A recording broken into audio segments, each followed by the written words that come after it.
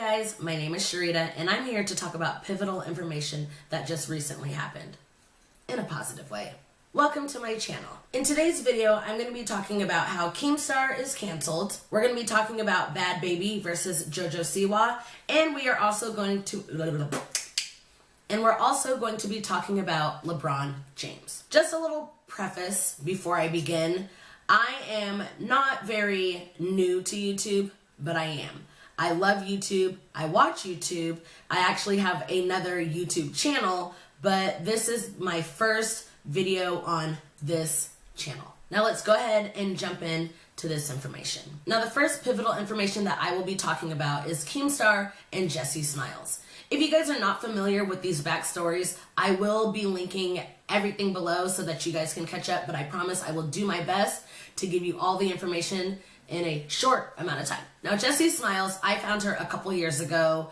I don't even remember what video I found her from, but I found her, loved her, subscribed to her, watched her videos. She did a video about this woman named Judy. Judy, no! Within this Judy video, she introduced us to Jen Dent. Now, of course, I went over to Jen Dent's channel because, I mean, when people tell you, hey, go look at my friend, you go and you look at their friend, and then you get addicted, and then you go down this rabbit hole, and then you get it. So I went to Jen Dent's channel, fell in love with Jen Dent, watched a bunch of her videos, found out that Jen Dent is an activist for rape culture, rape victims, loved it. She opened up this topic, which is very controversial and very taboo, but she opened it up to people who are like, hey, I need to get my voice out there. And along in watching her videos, I found out that she became friends with Jessie because Jessie was raped by her then boyfriend, Curtis Laporte. Jen Dent not only was an activist for this whole situation, she flew out to California. She went to the trial. She was there for Jessie for every single step of the way. Now, mind you, this happened in 2013. So why are we talking about it now? Well, I'll tell you. A couple days ago, Logan Paul did this interview. We all know Logan Paul. He did this whole interview and talked about how he is not disrespectful to women, or how he used to be in the past does not reflect who he is now. And I guess people had tweeted this to Jessie Smiles. Jessie saw the interview and she said, hey, just to let y'all know, if Logan says he's never disrespected women, he's a liar, because when I was very vocal about my rape, he was calling me a liar and made me feel like the smallest person in the world. For whatever reason, Keemstar decided to jump in and say, well, Jessie Smiles, I believe you are a liar, and I believe that you were never raped, and I believe Curtis Laporte, even though this is what Curtis Laporte had to say about the whole situation. As you can see, Curtis, to my knowledge, never came out and said, I did not rape Jessie Smiles. But he had a lot of people behind him calling Jessie a liar. So Jen Dent, being the greatest friend that Jen Dent is, got upset. And she sat on camera and basically said, I was there. Curtis Laporte admitted in court that he raped Jessie Smiles. Curtis took a plea deal, okay? Because he confessed to raping Jessie. If he didn't rape Jessie, then how come he took a plea deal? Well, because plea deals usually are like this. They come to an agreement so that he doesn't have to go and stand above a juror, which he will probably be found guilty. So Jessie and Curtis, which is their business and their business only, they decided that, okay, we will make this into a sexual assault thing, even though Curtis, he said on trial that he raped Jessie Smiles, that he was going to take this lesser sexual assault charge. If Jessie's okay with it, because she probably just wanted it to be over with, then Curtis was like, cool, deal. Now, I'm not saying this happens in every situation, but this happened to be the situation. But Keemstar decided that he wanted to put his nose into there and say things like, I know Jessie is a liar. No, you don't know Jessie is a liar. And then he decided to use the fact that she's a story time YouTuber to say, well, she exaggerates everything. Well, number one, if you don't exaggerate things, your story is probably not going to be amusing or entertaining. Comedians do it all the time. They say things like, I swear to you, I swear to you. And then they exaggerate about something, and then guess what you guys do? Y'all laugh. So of course, Jessie is going to exaggerate during her story times because that's what storytellers do. That's what good storytellers do. They exaggerate. They make things funnier than they actually are. And I'm definitely not here to badmouth anybody. However, this is one of the main reasons why it's hard for victims to come out. Because I'm the type of person where I like to believe people until they give me a reason not to. And if you watch Jessie Smiles, and if you watch Jen Dent, and you watch what happened during that whole situation, you will find out that there was no reason for them to lie. There was no reason for them to put these serious allegations out in public just to make Curtis Lepore look bad or whatever.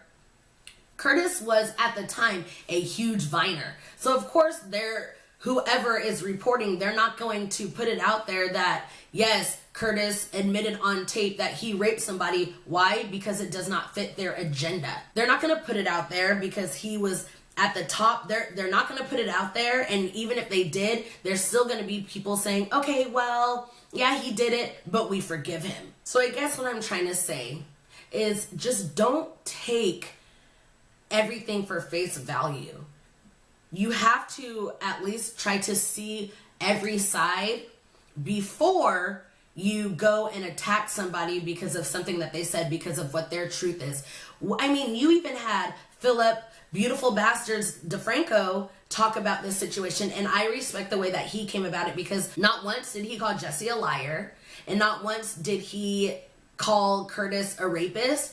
He put things out there the way that it was put out there. And specifically yesterday, we saw former Viner Jessie Smiles tweet, "If Logan Paul ever makes a comment about respecting women, he's full of shit, end of story, lol. He publicly shamed me whenever I spoke out about how I was raped. He made me feel so small in one of the most vulnerable times of my life. Trash." And while she's tweeting about this now, she's actually talked about this in a video before. But a few years back, I pressed charges against a famous Viner that I had dated because he sexually assaulted me. This became public, okay? TMZ, of all fucking places, published an article, and on the day that that article came out, I mean, that was the worst day of my life. Famous Viners and a bunch of other people who have a substantial amount of followers decided to go on the internet. Logan Paul, being one of the biggest people that did this to me, he tries to come across in his vlogs as a nice guy that cares and all that stuff. No, he's a frat douchebag. So he goes on Twitter, and I'm talking, he was nasty. He called me a liar, I don't know how many times. Not just that day, throughout any time that I would talk about this situation, he would call me a liar. I'm pretty sure he called me a lying bitch, but you know what? I can't be sure. And while in her video she alleges that he deleted those tweets, upon looking into it, we were able to find one. It was still up as of this morning, so if he deletes it, hello Logan, it's good to know that you watch these videos. And it's Logan Paul tweeting, "Yeah, that story is twisted beyond all belief. That girl is a terrible representative of the Vine community." This in response to an article titled "Vine star Curtis Lepore on trial for allegedly raping Vine star girlfriend." And looking online, there's also been a lot of confusion as to what actually happened with that case. Online, it looks like there's a lot of people that thought he was found guilty of rape. There were a lot of people that thought like he got nothing. As far as what ended up actually happening, the rape charge itself was dropped. Curtis Lepore, who was accused of sexually assaulting Jessie Smiles while she was sleeping, he pled no contest to a federal sexual assault charge. As part of that, he received 24 days of community service, a year of counseling, and that charge, because he did not break his plea deal, ended up going down to misdemeanor sexual assault. And so it appears that a lot of the confusion around Curtis Lepore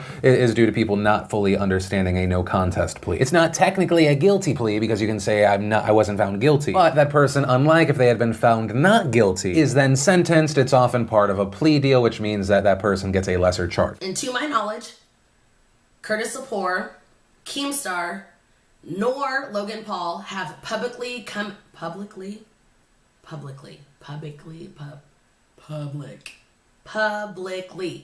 out and said that they were wrong and everything that Jessie had said is correct and is right. And you have Jessie and Jen Dent that are like, we have court proof, court documents, it's on tape, saying that Curtis did what he did. So when people are wrong, one of two things happen.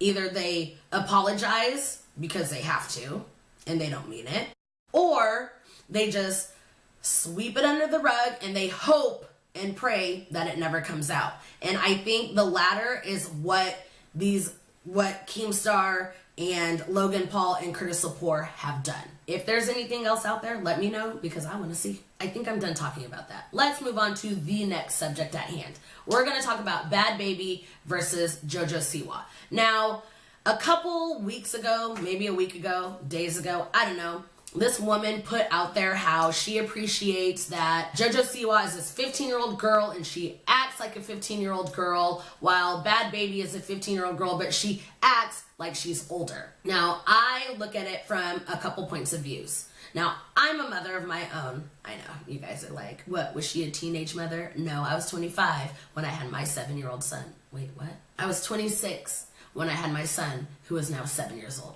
Y'all do the math.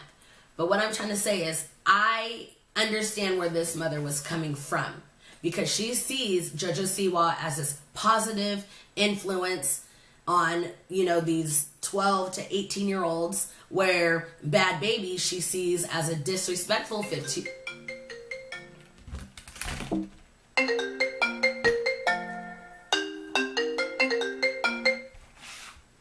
Where she sees Bhad Bhabie as this disrespectful 15-year-old and a role model for 12 to 18-year-olds. Jojo Siwa saw the post that this mother had tweeted or Facebooked, and she retweeted it saying, "Thank you so much, I appreciate you, and I appreciate the nice words that you had to say." Well, when she retweeted it, Bhad Bhabie then retweeted that and said, "That's what she has said." Now, I went under the comments, and a lot of the comments were saying, well, Jojo Siwa does act like a baby. She acts like a child. She acts like this. She acts like that. And Bhad Bhabie is relatable. Relatable, and all I kept saying was relatable. Why does relatable have to equal disrespectful? I understand that there is somebody for everybody. But why is it that the Jojo Siwa fans have to come for the Bhad Bhabie fans, and the Bhad Bhabie fans have to come for the Jojo Siwa fans? I mean, not everybody is the same, because I can tell you right now, when I was 15-ish years old, I was a Jojo Siwa. I was not a Bhad Bhabie. And I have a child, and I would not want my child to be a Bhad Bhabie. Now, I'm not saying it's a terrible thing, but once again, why does relatable have to equal disrespect? I'll never understand that, because that's not who I am. Little story time. So when I was like in the 7th or 8th grade, one of my friends got on the bus and was like, "Oh my gosh, you guys, I stole my older brother's medication and it makes you hyper. Do you guys want to take this pill?" And now that I, thinking back on it, it was probably like Ritalin or Adderall or something like that. And she had all these pills and was like, "Take the pill, take the pill, take the pill." And I was like, "No, you guys, I'm going to eat Skittles to make me hyper." And the rest of the day, all of the girls who had taken the pills went to the bathroom sick. They were throwing up. They had to call their parents, tell their parents what happened. They all ended up getting suspended, while I got praised from my parents, because I told my parents everything, because I was a Jojo Siwa type. Once again, I'm not saying it's a terrible thing, but I feel like most parents would want their children to be more like a Jojo Siwa than a Bhad Bhabie.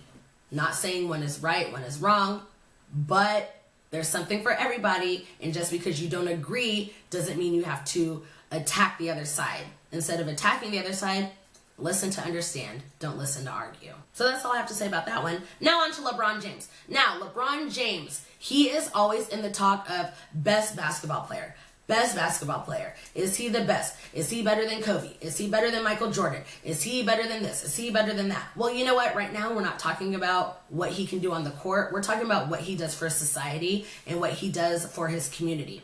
He has opened up a school in his community for kids that were just like him when he was growing up. You might think LeBron James had it all when he was a child, but he didn't. He came from a broken home. He came from a school where, he would miss 100+ days because he didn't have the means to get to school, and his parents couldn't help him get to school, and this, that, and the other. But now he's opening up this school that is fantastic for people that grew up just like him. So he is literally giving back to his community. He is helping out kids that grew up like him, and he's showing that just because you came from this type of childhood does not mean that you cannot improve yourself as an adult. This is not what you are subjected to.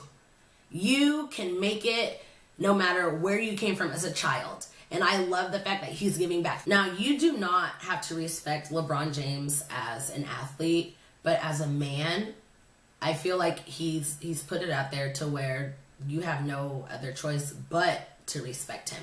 So I'm just going to give you guys a little bit of information about his new school. It's called the I Promise School.